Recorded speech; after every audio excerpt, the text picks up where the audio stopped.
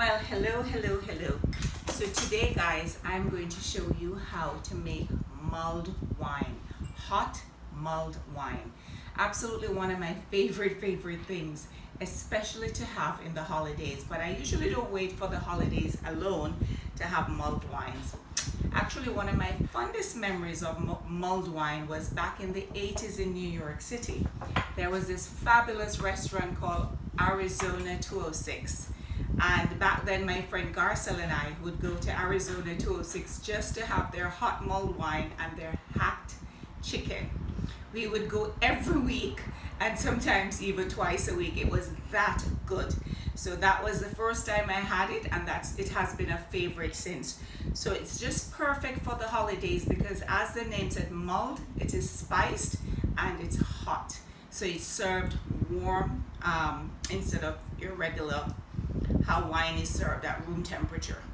So first we're going to show you the ingredients. So the first thing you're going to do is a bottle of red wine. You can use white wine too, but use dry wines. So I'm using today Pinot Noir, the Kim Crawford from New Zealand. And for those of you in Jamaica, yes, you can get this. It is available in Jamaica, sorry. I've not even had the wine as yet and my tongue is already tied.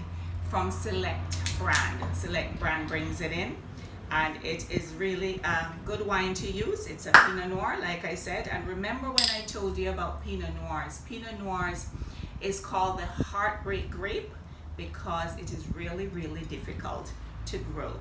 But when you get it right, you get it right. And it's one of the countries Pinots have adapted very well to is New Zealand, and Kim Crawford is known for really good Pinot Noirs too. So we're using the Pinot Noir, so we're going to put the whole bottle in this pot.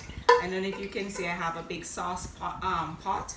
So I'm dumping the whole bottle of Pinot in the pot. Then I have some orange, and I peeled off the white part of the orange because it can make it bitter. So I'm going to dump that into, that's a whole orange. I've kept parts of it with the skin though, and I'm going to use that in the end to decorate and for garnish for my glass. Then I'm going to take 2 pieces of cinnamon stick. This is what cinnamon bark looks like. It looks like a bark of a tree folded. So this is real cinnamon stick.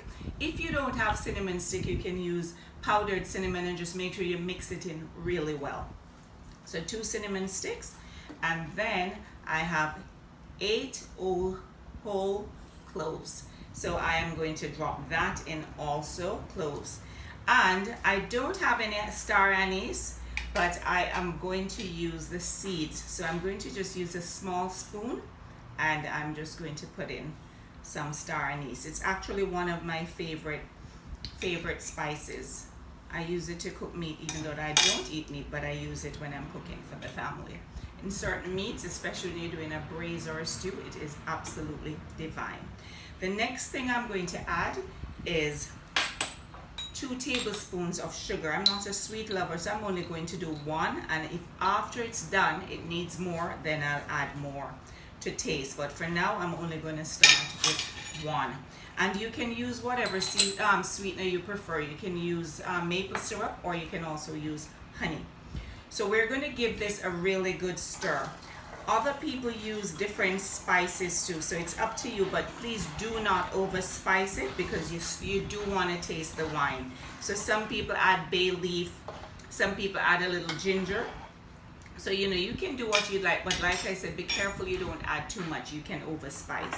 One of the things I like to add is a little fresh peppercorn because I do like a little spice. So I am going to do that, and the ginger can give you the same spice too. So I have stirred this, and now it's going to go on the fire, and you want to put that on a medium to high heat, but you're going to let it simmer. As soon as it starts to look like it's simmering, you're going to turn it down very low. You do not want it to boil because then you're going to boil off the alcohol, and what fun is that? So you're just going to keep it on a medium, a low heat once you have gotten that initial simmer. And you can let it simmer for about 15 minutes, half an hour, an hour. Some people even let it simmer for 3 hours, very low heat. All right, guys, so that is it. So when that is done, You're going to strain it. Just get a fine mesh strainer and you strain it, so you just strain out all the spices that you have used, like the orange, everything. So you're going to strain it, and then you can bottle the rest of it. It should last in the fridge for up to about 3 days. Or you're going to serve it warm, and I usually like to serve mine in a nice heavy wine glass because it's warm. And then I'll put a cinnamon stick, a piece of the orange, but this time I leave the peel on, and I even use a little sprig of rosemary because it does make it pretty. And because you're not cooking it with the rosemary in it, you're not going to be overpowered by the rosemary flavor. So it's more for looks than anything else. And rosemary does give you that nice wintry feeling and vibe as a herb. Then guys, the other things, now remember, from time to time I tell you to save your pretty bottles.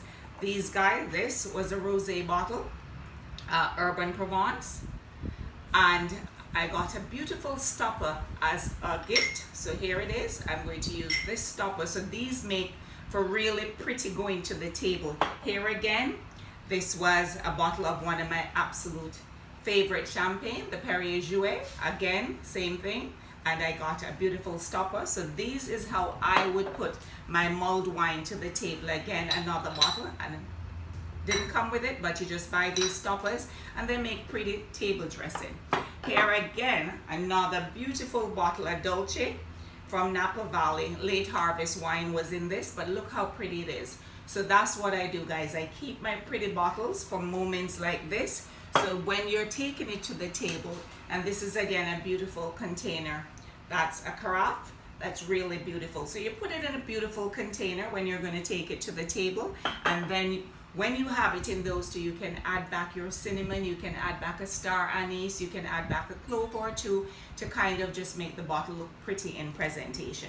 So now guys, so everything is stirred, and I'm going to now put it on the fire for it to simmer for a while. Okay, cheers, see you in a bit.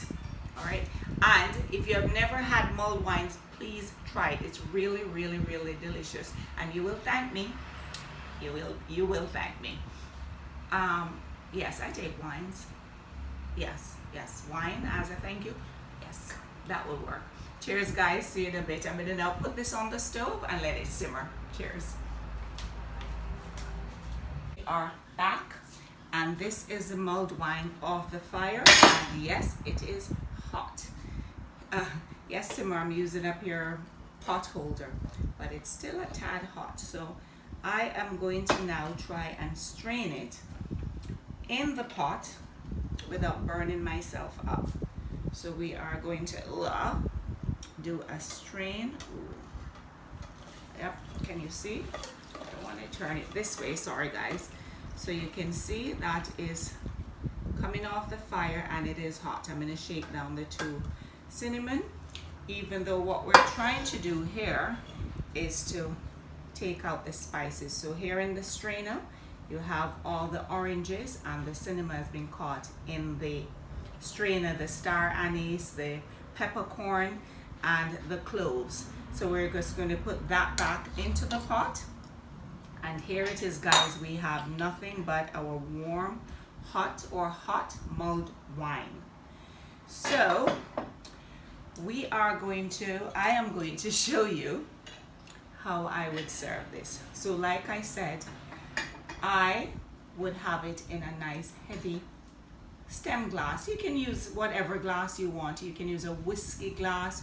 You can use whatever glass you would like. But I just like the idea of the little stem glass. So I get a heavier one because remember, the liquid is hot coming out. Of course, I'm showing it to you coming out hot, but usually if I'd wait a few more minutes for it to take down the heat and the temperature. So we are going to take my little ladle, and I am going to pour it in the wine glass. I'm in a ladle into the wine glass, and you see it's smoking up the glass. That means it is still hot. And like I said, I left the orange with the rind on, and I put in a fresh cinnamon stick to serve it. And you can also now add back another clove if you'd like, a bit of star anise. So that is, I'd ladle, and I took a fresh piece of rosemary from my garden, from a bellow, yes, and I would put a sprig in it because it also just makes it pretty. And of course it's not being boiled into it or simmered into it, so you're not going to get that overwhelming rosemary flavor that you don't really want, even though the woodsiness of the rosemary would be fine with hot mulled wine. So cheers guys, have a fantastic holiday, and please go out and try it and let me know. Here we go. Pure, absolute goodness for the good people, us. Cheers.